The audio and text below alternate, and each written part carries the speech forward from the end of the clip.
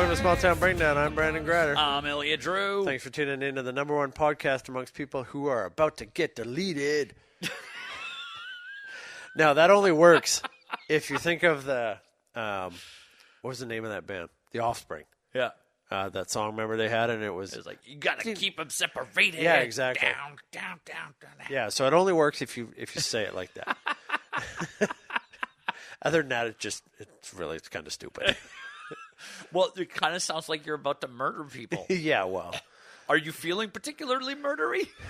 Should I go home? Most days. No, you're fine. You're fine. I like you mostly. So you're fine. I'm fine. Yeah, mostly. I'm not getting deleted? That's good to know. You're all right. It's good to know. I'm feeling a little less comfortable than I was like before we started the show. You don't have to move away. You're not in stabbing distance. I'm just edging towards the door. Yeah. You're not in stabbing reach. So, no, what it is I've become decreasingly lately, or not decreasingly, increasingly disinterested with Facebook. Yeah. I still like social media in the sense, like I enjoy Twitter. I enjoy the Instagram where you put pictures up. But that's really about it. Yeah. I'm very quickly losing interest in Facebook. And it seems to be happening more and more and more. Like I've already restricted in the last, I'd say 3 weeks. During the week, like Monday to Friday, I only allow myself to have Facebook time for half an hour a day. And it's at 8 o'clock at night after I've tucked my kids into bed, and I don't do it on my phone. I don't have the app on my phone. So I only do it on a computer, and that sort of like that restricts myself. But what I was finding is that I was just on there all the time. Because I work from home and I homeschool my kids, so I basically just kind of hang out with my kids all day and teach them things. And then I'd work on my own stuff when I need to during the day, but mostly I do it at night after they've gone to bed. So I was finding that I was on Facebook a lot because Twitter, for some reason, like I like Twitter. I enjoy Twitter and I interact with people on Twitter. But I've never, for some reason with Twitter, I've been able to just be like, that's enough Twitter. Yeah. I've reached my limit of Twitter today. And this past weekend I was on Twitter quite a bit because I run this parody account, which is a smoking duck. And it only comes out once a year. And I go on there and I tweet about it. But what it is there's this race ultra running race down in the States called the Barkley Marathons. Yes. And essentially it's 5 marathons back to back and they have 60 hours to complete it. Well, that happened over the course of this weekend. It started on Saturday, I guess it was. Yeah, it would have been Saturday. No, Sunday or Friday. What happened on Friday? I don't know. Anyways, it happened for 36 hours. There was a day. So they have 60 hours to run this 100 miles is basically what it is. But it's more like 125 miles actually, but they say it's 100 miles. But anyways, there's this Canadian in particular his name's Gary Robbins, and he's Gary Robbins? Yeah, Gary Robbins. And he's from Vancouver, which is not that far from here. He actually has run. We have a big trail here called the West Coast Trail that sort of starts near us, and he holds the record for running that trail. So he's a big Canadian ultra runner. That's what he does. So anyways, this is his third attempt at it. So for the last 2 years, I've been running this account, this parody account, and it's basically like I tweet stuff as if I'm the smoking duck. Yeah. But I'm doing the race as well.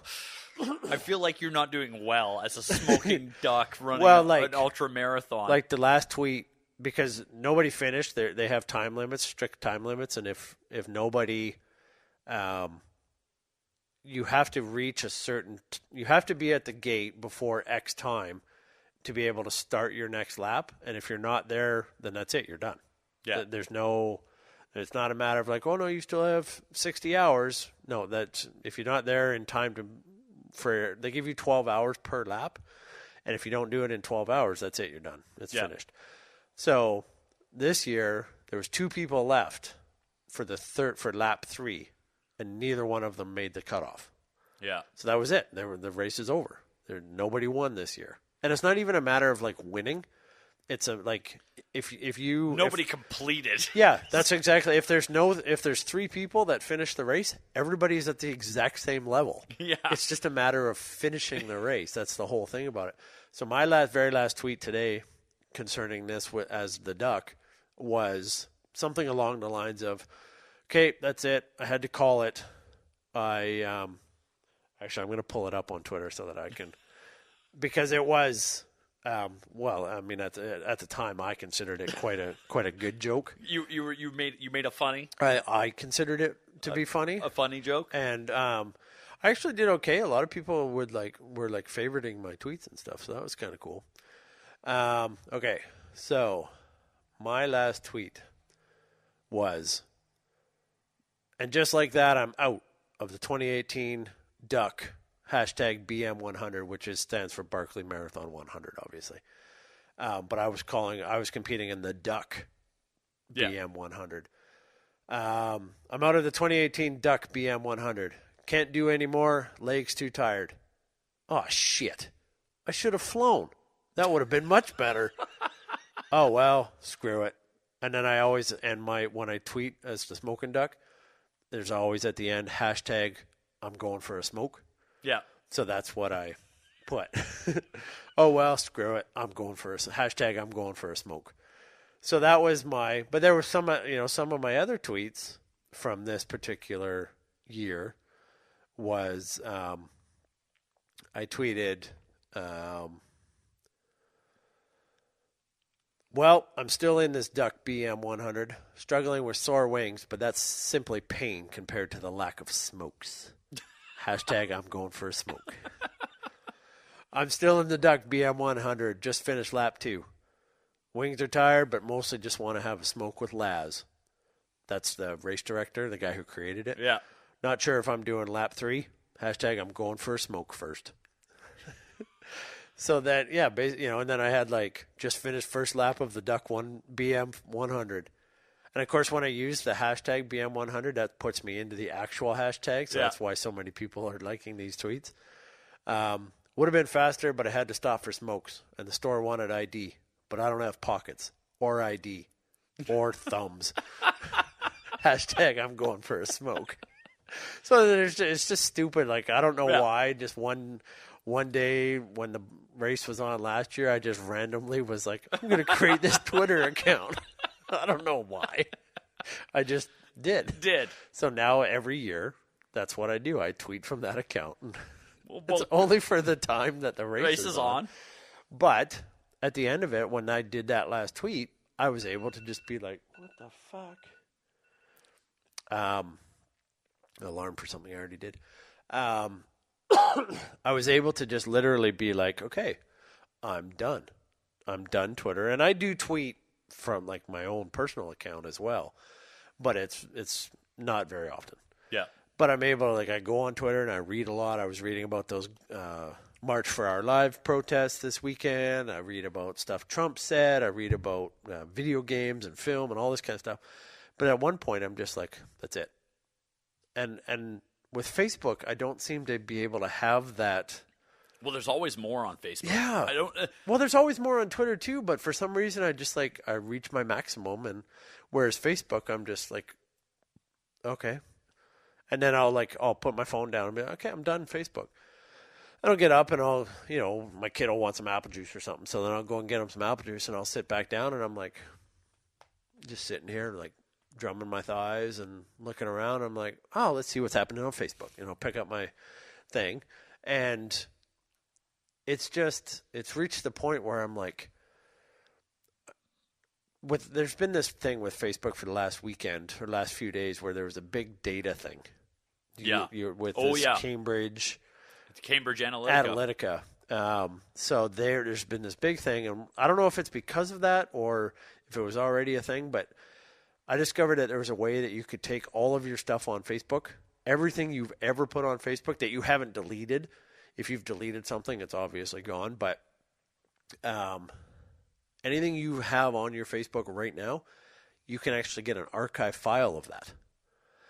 So I applied for that, and then I went through it, and I was like, okay, this is all right. There's some old pictures and some old conversations I had with people on Messenger and comments because they give you the pictures, and then so you have your pictures in one file, and then you have a little HTML text file beside it, and it's all of the comments that those pictures elicited from people or whatever, right? So I was downloading this, and I'm going through it. I'm like, okay, well, I'll keep that, and I'll keep that. I'm going to get rid of a bunch of stuff, but I'm basically going to go through it all, and I'm like, okay, well, what I'm doing is I'm cutting myself off of Facebook. Yeah. But I discovered today that I can't actually completely cut myself off of Facebook unless I choose to stop promoting the podcast on there or any of my films or keep up any of my memorial page that I have up for Brian. And like I have to have a personal account to be able to do any of that stuff. So what I'm doing is I've got this archive, and I'm going to slowly go through it. And now that I've got all that, I'm going to go on to my actual Facebook and delete everything basically down to like name and a little note that says, if you want to reach me, email me at this address. And that's what my profile is going to say. Well, I'm not a social media guy. Anybody that has ever interacted with me knows that I'm not a social media guy. Yeah. You're barely a texting person. I barely text her. Yeah. Barely. Like I do it now, and I've gotten used to it because a lot of people like strangely think that texting is a communication form that's okay for business, which it's not. Yeah. And that's a whole other deal. Well, a lot of people I know for business will actually use it because it creates a paper trail, essentially. It does create some so it's sort like a contemporaneous notes type thing, right? Yeah. So and I have on occasion texted myself reminders and those kind of things. Yeah. I get it. Like it has its uses, but it's not a way to do business. Yeah. You know, nobody's like, you know what? This multi-million-dollar deal, let's close it over text. Yeah. Yeah. Just send me a thumbs up and a winky face emoji, and we'll call that a signature. Yeah. Good enough. There are certain things that it just doesn't do. I'm like, you know what texting is good for? I'm running late. Yeah. That's what it's good for. Yeah. We have an appointment. Hey, just so you know, I'm behind. Or, you know what? Where was that restaurant? Well, like, remind me where we're meeting. Yeah. Or something like that. Yeah. You know, that's where it works. People that have conversations over text are morons. And I get that there's a whole generation that's like, what do you mean? You want to talk to me about something? Don't email me. Do not text me. You want to have a conversation about something? Phone me. Because as soon as you phone me, we're going to get all the information out. It's all going to be said. Any questions will be asked. And when we hang up the phone, we have clear and precise directions of where we're going next. Yeah. Everything is resolved that needs to be resolved. All the information is transpired. And that all happens in 3 minutes versus a spread over a chain day text. Yeah.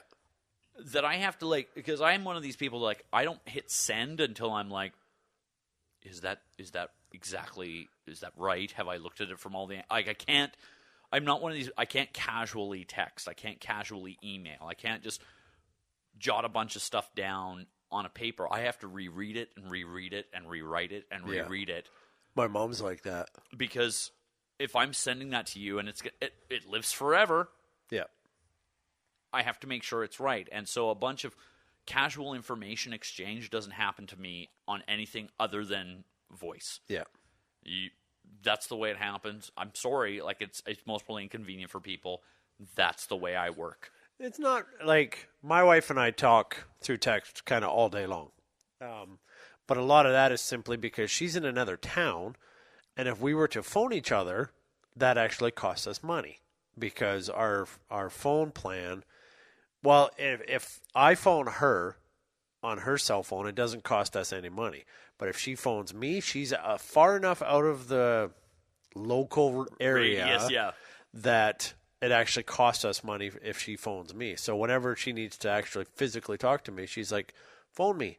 And then I'll phone her, and then it doesn't cost us any money. So we kind of talk all day long. But when I need to talk to you about something, unless it's simply like, hey, I'm coming over at 5 o'clock, Yeah. I text you and I'll be like, call me when you can. Yeah. And then that's it. And that's where we leave it. I don't ever expect a response from you until my phone rings and you're on the other end of the line. And then I'm like, what's going on? And you go like this. And we have a conversation. But that text message conversation would last an hour, just depending on what I'm doing or what you're doing. And that has, because I'm still of the school that if somebody needs to communicate with me, it's important. Yeah. To some degree. Now, I just thought would be like if you were like call me when you can, and I phoned you up and I'm like, what's going on, bud? And you're like, so dude, I totally just heard this joke. I just let this ripper fart go. It was amazing. And you'd be like, can we save this for the podcast? I was just thinking, can you I just opened the podcast with 9 minutes of talking about Facebook and Twitter. Yeah. Can you imagine if that was our conversation through texting? How long that would take? Yeah. For that night. We should do an entire podcast through texting one day just to see how extra long it would take us. But it would never work though, because we don't have we can't type as fast as we can think and talk. No. So and it would suck. It would be impossible. I can't. I'm sure there are people that they can be flirty over text. Yeah. Or witty over text. Is that what you're doing here with voice? No. Because if that that does not make me feel comfortable at all. If I wanted to flirt, I'm the one inching towards the door now, and this is my house, and I'm trying to leave. Because if you're getting all flirty, first off, put down the beer, because you've had too much. You done. Well, no, but how people there are some people that can be witty. Yes, I am one of them. And I would say that witty or flirty or whatever it is. Yeah. I can relate information through written context. Yeah. That is my skill. Yeah. That is what I have. I can write a fucking kick-ass cover letter telling you all about why you should meet me. Yeah. But what I can't do is be like, hey, here's a funny thing, and text it to you, ever. Yeah. I will never text you a funny thing. Yeah. I will never email you a funny thing that I just came up with, ever. You know why? Because that's not me. Yeah. Put me in a room full of a bunch of people. I can be very witty and humorous. I can make women swoon occasionally. Well, after they've drank a lot. Yeah. But I have skills, but none of them equate to the written word. Yeah. And definitely none of them equate to the written word in 140 characters. Well, that's the thing, 280 now, but people, I think when people make comedy, I think when you see a lot of comedians when they're first going out and they're writing comedy, they write a joke and they'll think of something that's funny. They'll be like, "Oh, hey, that I think that's funny." So I bet you a lot of other people would think that was funny, but they don't immediately go and publish it in a book and be like, "Here, read my funny joke." They're like, "I'm going to go to the comedy club and I'm going to try this new joke tonight in front of some people." Yeah, and I'm going to work it. I tell this segment about my dad here, and this is also about my dad. I'll add it in here, and it'll be a new joke along with my old jokes, and we'll see how everybody goes. And then they're like, "Oh, you know what? They really laughed at this particular, which wasn't quite the punchline, but they laughed at this part, and they didn't really laugh at the punchline. So maybe I got to make this part, And they work on it, and they play with it, and they mold it into the joke, so that when you see them on the stage at the Apollo, every joke kills because they've honed it and they've made it what it is. But 90% of a joke is the delivery of a joke. Yeah. Right? If Siri reads you a joke, yeah, if Siri does Chris Rock and word for word gives you that routine, yeah, it's not funny. Exactly. You know why? Because Siri is a disembodied white woman's voice Yeah. talking about, especially doing Chris Rock humor, Yeah. just doesn't quite work. Well, it's like, have you ever tried to listen to a joke from somebody who's telling the story and they're like, I got to tell you this joke. So these two guys walk into a pub, and when they walk into the pub, and there was the other guy come in, and you know, and then the woman come in, and then Wait, no, wait. hold on, I gotta go back. There was three guys that walked into the pub, and then when the third guy come in, he asked for the stool, and then the other two guys had already turned it upside, and the joke just falls flat because they're laughing and they don't have all the components together. Yeah. And I'm not saying we're decent at it, I guess, but we're nowhere like a stand-up comedian. But I think you're right, and I think that's where social media and texting and all this kind of stuff loses some of it. And there are some really funny people on. There are people that can take who can type it out, distill it, and they can type it, and they make it work, and it's funny. I've seen tons of stuff like they come back. You know, I think one of the big things is that you watch people that are like being trolled, and their response to trolling is often very funny. Or somebody says something and they have a witty comeback. I'm never that guy. I'm never going to be in writing. I can't do it. I will just not comment. Yeah. You know, like. I find the best thing in general is just on social media is just not to respond. Just be an observer. Yeah, I'm like, I posted my first Facebook post today. Yeah. Which was to me. Which was to you about a story we did on this show as a follow-up. Like a month ago. I saw the follow-up article, and I was like, dude, this happened. And that was the first time I had posted on Facebook that wasn't like a share of an event that something is going on. Yeah. In over, I think it was 4 months. Wow. That's incredible. That I was like, and the only reason I shared it is because I was like, I would have like you wanted to make sure that I got it. You saw it. Yeah. Because I was like, hey, we talked about this thing, and I think we're going to talk about it a little later. Yeah. But I was like, hey, we talked about this thing, and it happened. Yeah. So we, just so you know, yeah, it happened. Now, luckily, I had already seen it, so Yeah. even if you hadn't, I did have it already marked. But yeah, I don't like. One of the biggest things too that's been bugging me lately, and why I'm moving towards deleting all myself off of Facebook, and like I say, it's Facebook specific, is when you got here earlier, we were talking about a certain company, and it's a company that you are you have hired to provide you a service, and then so we talked about that, and I checked it out. I Googled it on my phone because I knew nothing about it, so I was like, oh, I'm going to check it out, see, blah blah blah, and then you went out for a cigarette, and I went on Facebook for my Facebook time for the day, and there was an ad for that company. And I was like, motherfucker. And I know that is how Facebook makes money. I get it. But the fact is that everything is so tied together. And it's starting to creep me out a little bit. Like I told you, I said earlier that I did my Facebook archive zip file. So I opened it up and I'm looking through it, and it's like, it's got all your messenger messages in there, and it's got all your photos. The one thing it doesn't have is like your timeline stuff. Yeah. But it lists like all your groups that you're in. It lists pages that you admin. Any of that kind of stuff is all there. But one of the weirdest things is that I am Facebook I think has been mad at me for about 4 years because I'm one of these people that never puts my phone number in as a emergency backup.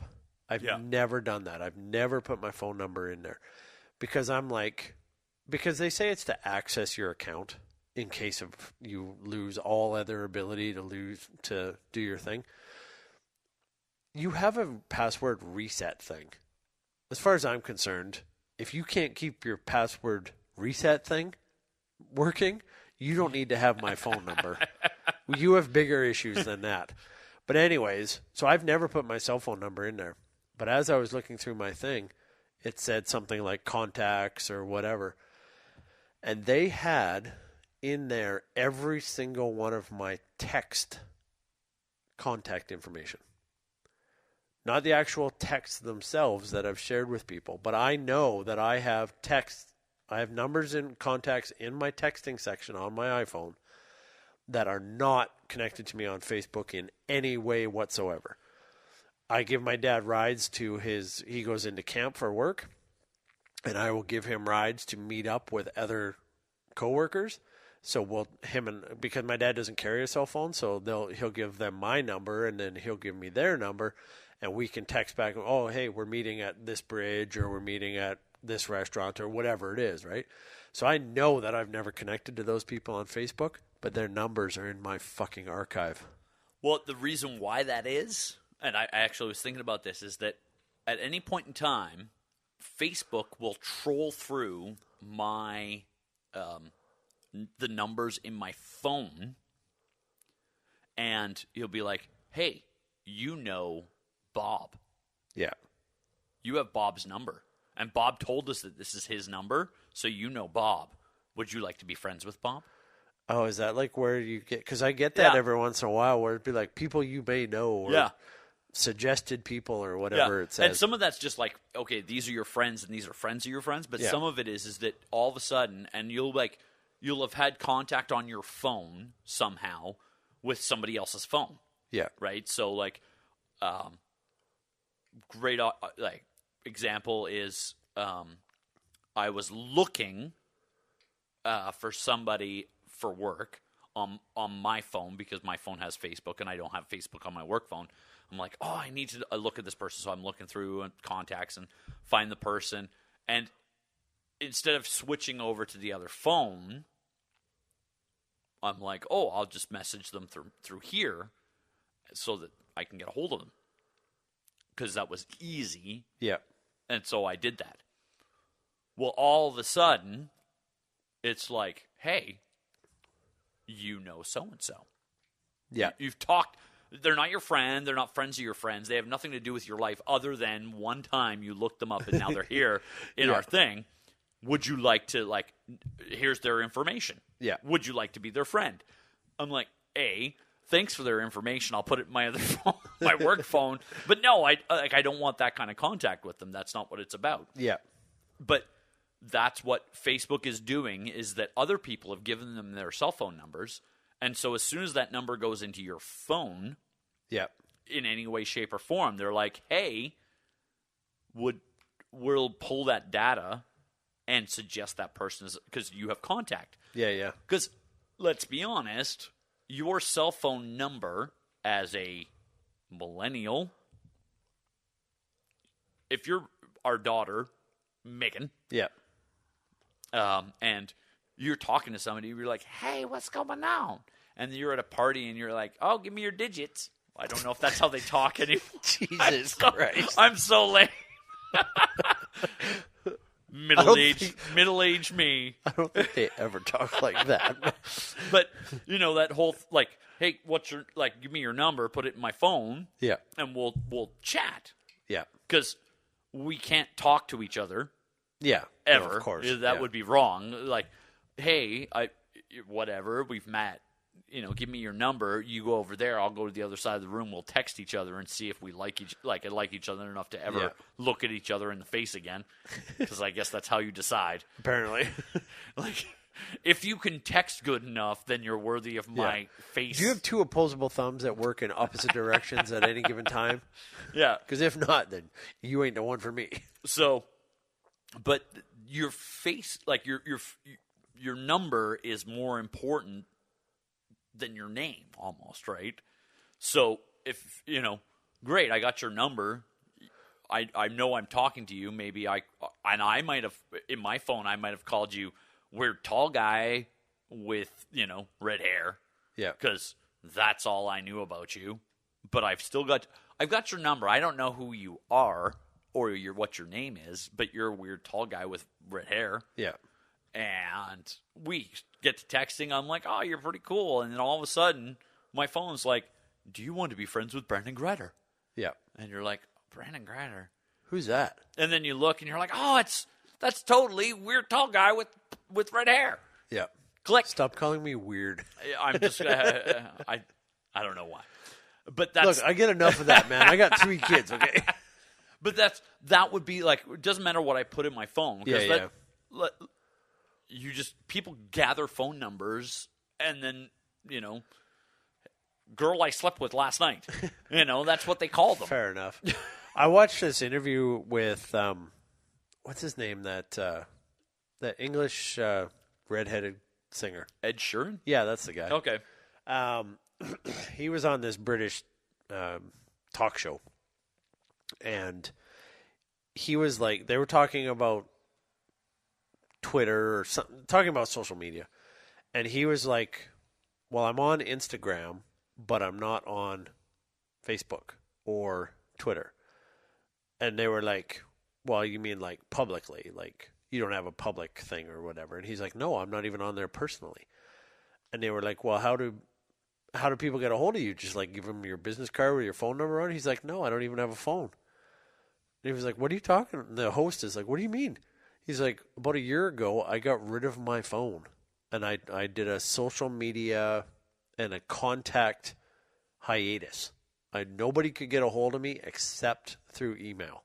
It was the only way and he actually took time off. I guess he went and like rented a car and drove around Australia for 2 months and went to Ireland for 2 months and like just fell off the grid. Yeah, fell off the grid, so to speak. Yeah. Did some writing, some self-discovery, whatever it is the fuck musicians do when they're not performing. So anyways, he was like, I got rid of my phone like a year ago. And they were like, well, when are you going to get another one? And he's like, I'm not. He said, this is the greatest thing ever that happened to me in my life was getting rid of my phone. Now, granted, he's got people that I'm sure are like, he was literally like, I just bought an iPad. If people want to get a hold of me, then they email me. And that's how Ed Sheeran is reached for things. Yeah. Apparently. But, I'm sure, like I said, he's got people who have phones that people can be like, hey, how do we get a hold of Ed? Yeah. But I don't know, it's just getting to be more and more appealing to me. My dad doesn't have a cell phone. My dad doesn't have Facebook. My dad doesn't have Twitter. My dad doesn't have any of that shit. He has a landline, and he's got the internet for email. And I don't know, my dad seems a lot less stressed than my mom does, who has all of that shit. Well, my wife has an amazing theory about, and she calls it's the pendulum theory, and it applies weirdly enough to everything. Yeah. And she uses it a lot in equality discussions because she likes that. Well, that's what she does for a living, so she uses it a lot. But I think it definitely applies to technology. And I like how you were just like, because she likes equality, whatever. Well, no, but that's the way it sort of sounded. And I don't mean to say that, but she has this theory, and I know I've posited it on the show before, where the pendulum swings, and the further it is when it's first dropped, and we'll talk. I will talk right now. We'll use it in the example of the Hollywood. Me Too campaign? Well, yeah, let's call it, I think it's deeper than that, but we'll call it the Me Too campaign. Okay. I would actually call it the Hollywood misogynistic assholes get their shit fucking Time's exposed. Up is what they're calling it. Yeah, I like that better. Yeah. Like at this point, Me Too is a sad thing. Yeah. Every woman has that Me Too story. Yeah. I like the fact that that's changing into, hey, fuck you. We're coming to get you. Well, and it's got to be over. Yeah. Because it's not about we've been victims anymore. It's like and that's the pendulum swinging. Yeah. Because at one point in time, all the power was in the hands of these people, this type of person, and then the pendulum dropped. Yeah. And when the pendulum starts to swing, it's a high arc, right? The worse the situation is on one side, the worse it has to get to the other side. And this is where you hear a lot of guys, and we hear what we call the kickback on that. it's reached the other side where it doesn't even, like, if there's an allegation, it's being taken seriously. There's people being kicked out of jobs because you were a shithead. Yeah. Right? And I don't even think we've reached the full extent of the other side. But the pendulum swing gives the power to the other side. And then eventually the pendulum swings back and forth, and people fight and fight and fight until we find equilibrium, till the pendulum stops. The momentum stops, and when it finally rests, we have equality because nobody thinks about it anymore. The pendulum is in motion. Nobody has more or less. It's just the way things are, and it sits dead center, and it doesn't move anymore, and we all we accept that fact. Yeah. Because it doesn't matter.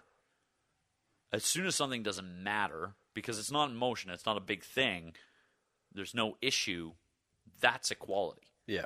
When nobody thinks that, we should do something, or why would that be, or when it is no longer an issue, nobody cares because nobody's thinking about it, because it just is what is. Yeah. But before it gets to be that way, there's got to be a lot of disruption. Yeah. Because this is the way things were, so it has to be the first point is that we have to go as far the other way and give the power to the other side and allow them that option before we can ever swing back. And it's going to swing back. There will be kickback. We're seeing that right now. Weirdly enough, I think like the pendulum is starting to swing back in the States. Yeah. And we're seeing the ugliest, most disgusting part of it, because those are the people that are hanging on to what that power was. Yeah. And those are we talking about guns now? Well, I think we're still talking about in general now? But just in general, okay. Right? Like if you look at the United States, we could call it race, we can call it, and I would say even women. There's a certain part of the segment that's like, we're the 1950s. We want that, where we used to have power. And it's a bunch of white guys, and they're like, when we could work a coal job. The good old days. We're the good old days. And that's why Trump got elected. Yeah. Because he's like, there's going to be good old days again. And people were like, yay. Yay, finally. But that was that pendulum swinging back because the kickback had to happen. And we're going to see a resurgence of that, and it's going to be the ugliest part of it. Now, do they have as much power as they used to have? No. Do we realize they're wrong? Yes, many of us are still fighting that fight. We go, that's disgusting. The fact that actually happens to exist in this day is disgusting. But the pendulum has to swing back. They have power. They have a voice right now. It's disgusting, but that allows it, when the pendulum swings the other way, it's less extreme. Yeah. Which people just go, hey, you know what? We get that you are pissed off about that, but this is the way things are. And eventually we will find that middle ground where equality and people are just going, it's just the way it is. Yeah. So I think that applies in the same thing with technology. I think Facebook became such a massive deal. Social media became so huge because it's awesome. It has power. It has all these things.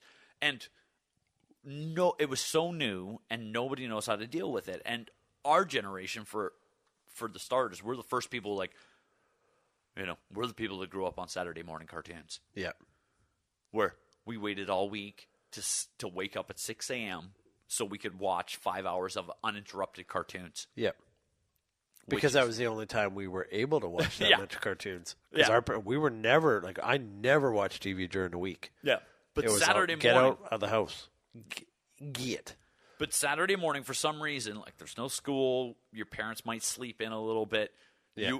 You could watch from 6 a.m. If you got up at 6 a.m., that's when cartoons started, I know, because I used to get up at 6 a.m.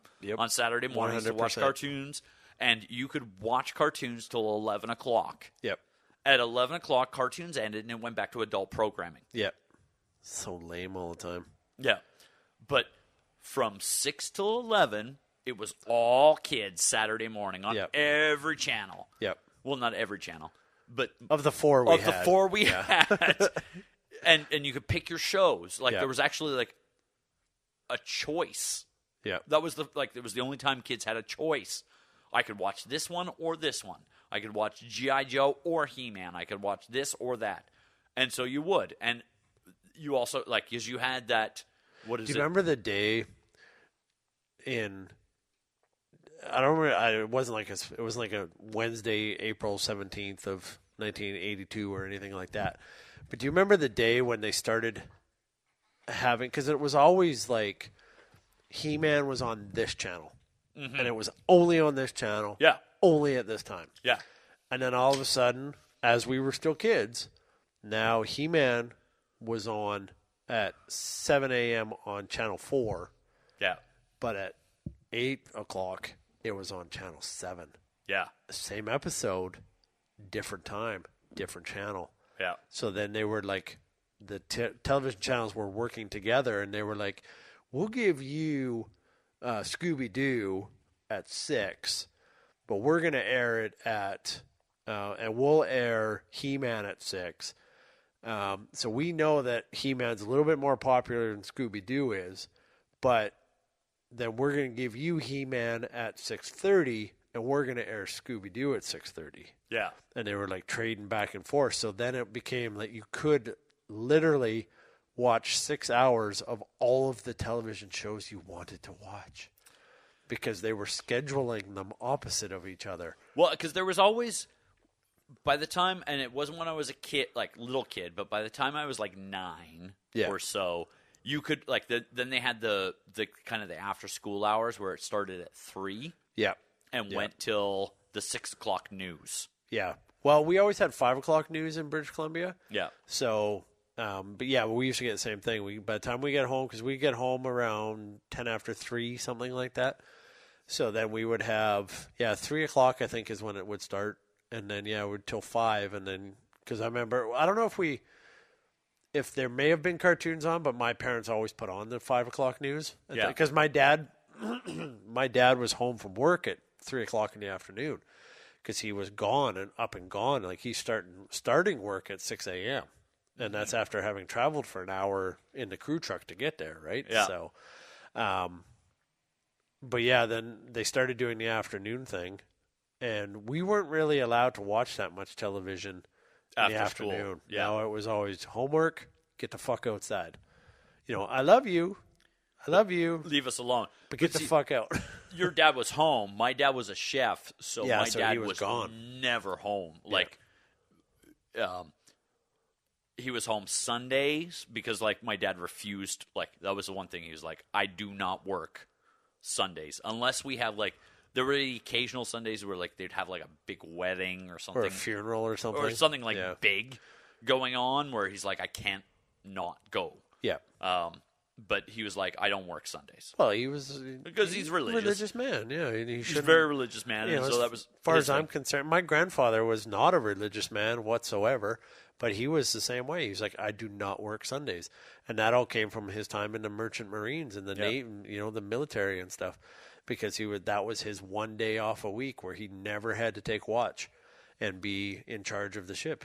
Sundays was his day. So after he retired, that was it. Sunday, he did not work Sundays.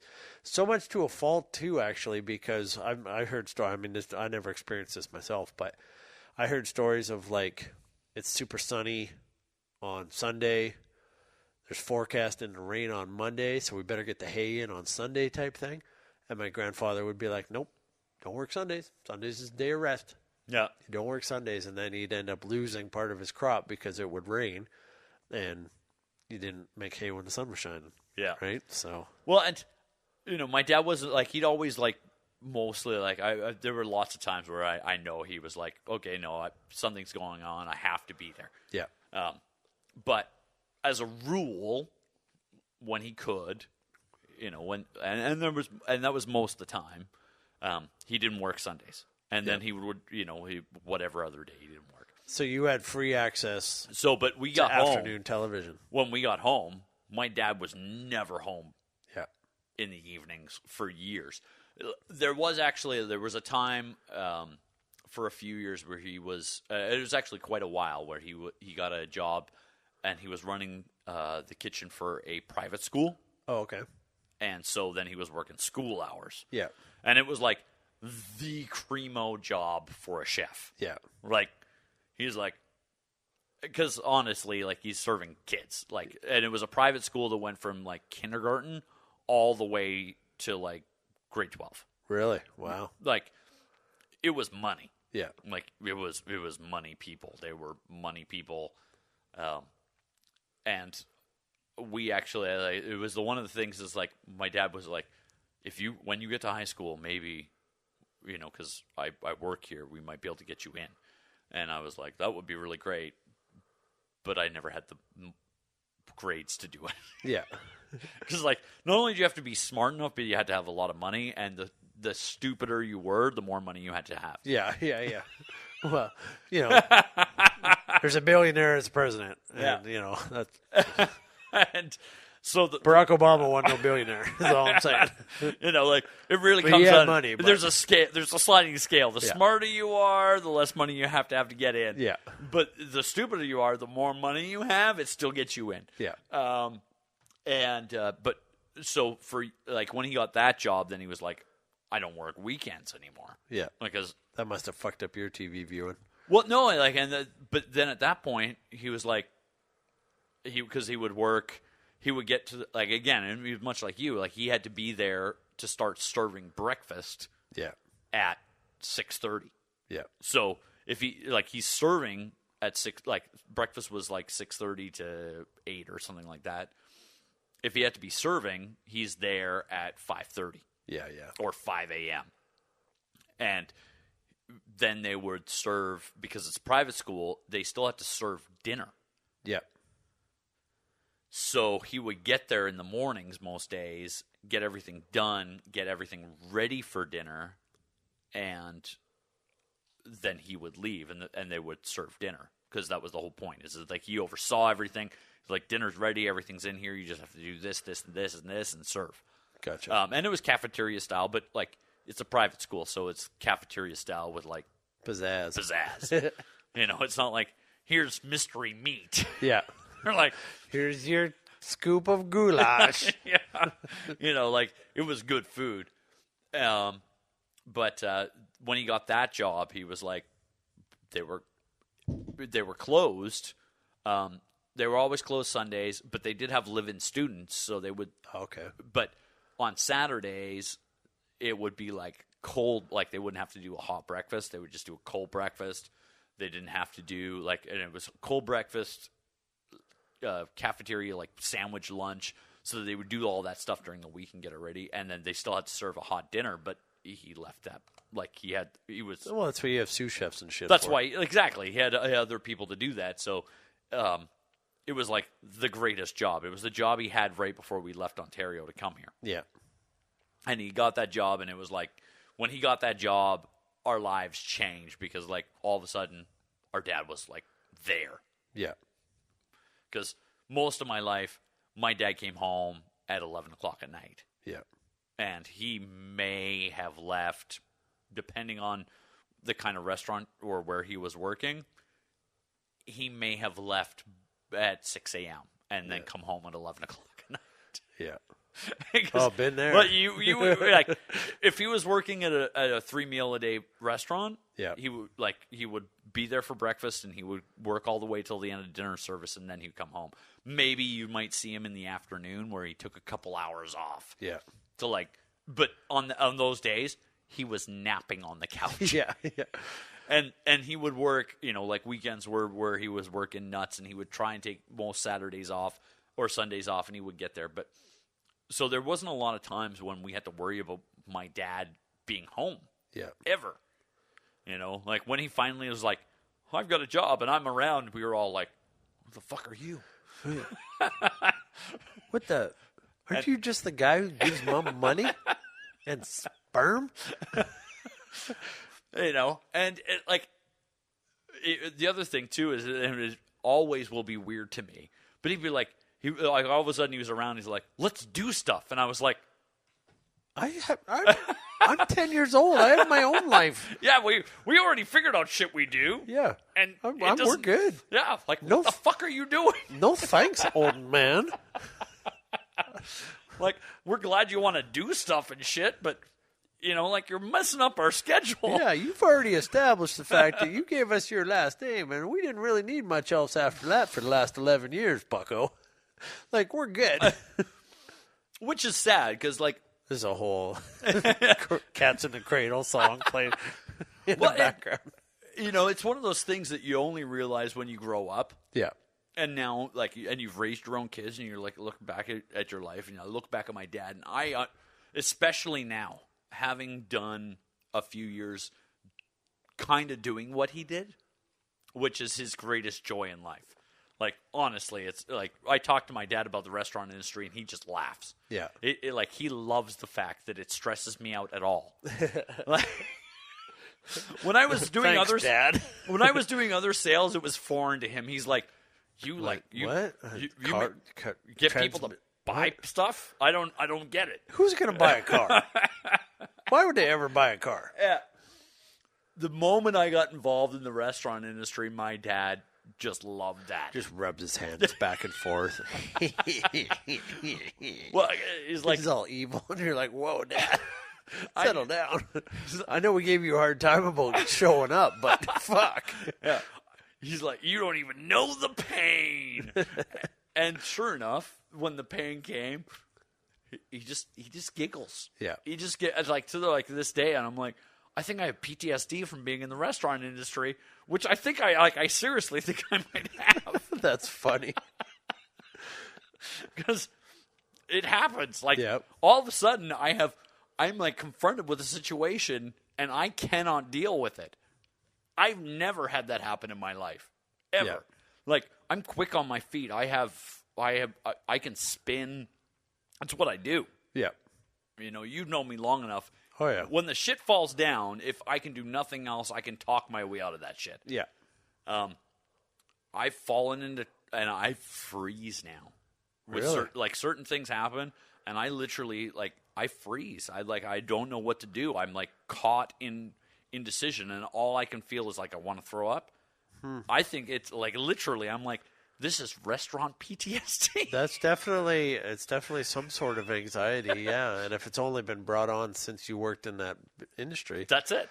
then I would say, yeah, that would Never experienced it before in my have life. to be it. And, like, it's only, and it only happens on specific things. Yeah. But, Now, I'm going to put on my therapist hat again. yeah.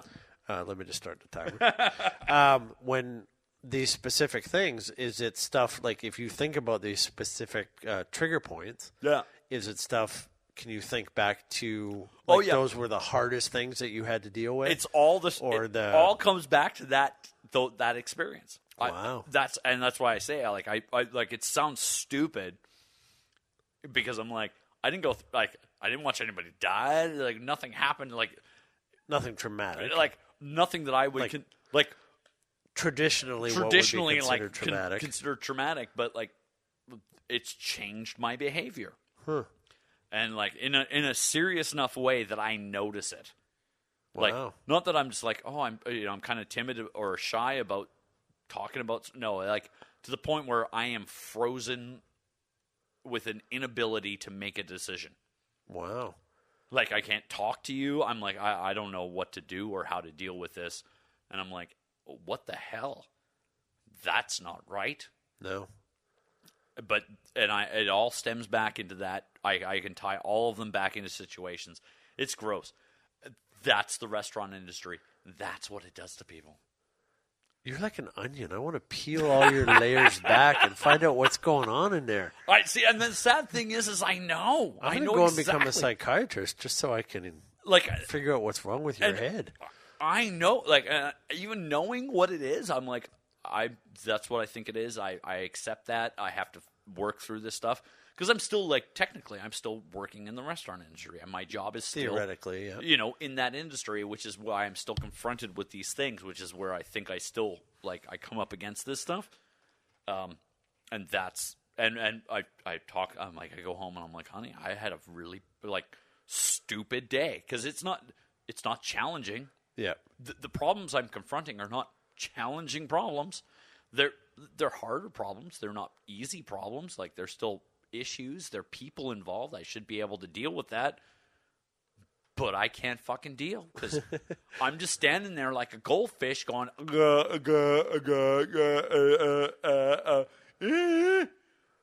Wow. why am I? And she's like, yeah, I think, and I'm like, yeah, I know, because I'm smart enough to like look at my situation and know that. But being smart enough, and this is where I actually start. I've actually, it's made me a slightly more empathetic person, because I'm not a very empathetic person either. No, not traditionally. Traditionally, I haven't been. You know, it doesn't mean I wish people harm, but I'm not one of these people who's like, oh, let's all get together and sing Kumbaya in general. Well, to put it into very basic terms, instead of being like, you're very much like, hey, figure out your own shit. Yes. Instead of being like, here, let me help you with that. Yeah. And it's nothing, there's nothing overly wrong with that. Yeah, It's I'm not just like, fuck you, and like, I hope you fucking die. Your decisions are the shittiest decisions the shitty decision makers ever fucking made. You're not like that. No. You're just like, well, that's the choices you've made to lead you to here, and well, and to be fair, you're not like that as much anymore. You are still a little bit, but you are, well, let's say a lot. But I have noticed that you definitely are more like,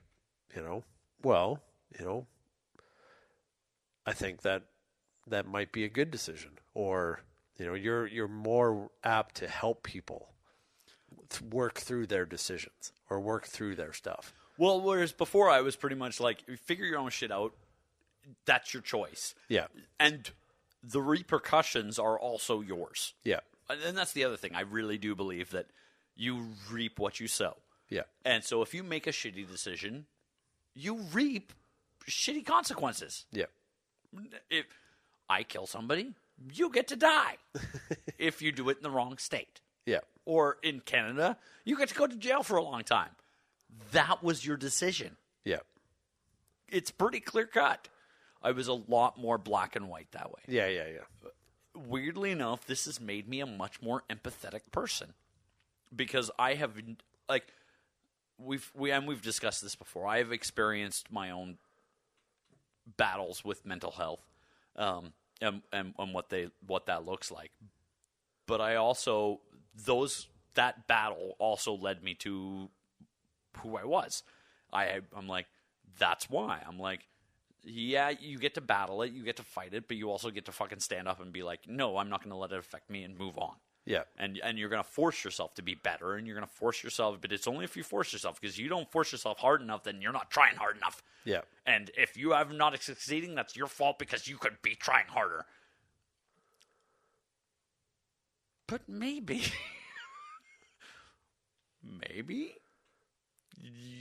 no matter how smart you are, or no matter how good you are, or no matter how well prepared you happen to be, you're going to come up against things that your brain's just going to not let you do anymore, because it has a wiring problem. Yeah. Because after a certain experience, you have wired it in a way that it just short circuits. Yep. That I've come to realize. So now I'm working on how do we rewire the brain. Yeah. Because that's my new thing, is that it's not working, so I have to find a way to rewire myself so that I can, because I didn't used to be this way. Yeah. So how do I get to not be this way again? But I'm going to pose this question, and before you answer it, we got to get out of here. But I want you to answer, and we're going to talk about this next week. Okay. You say you need to rewire your brain because your brain is not the way that it used to be. Yeah. Is there really a necessary need to go back to the way that you were? You can't answer that. You got to wait till next week. For Small Town Breakdown, I'm Brandon Grider. I'm Elliot Drew. Thanks for listening to us talk shit about shit. I grew up in a real small town. Main streets, there was no one around. Skipping school, smoking pot in the sun. Remember days when we were young.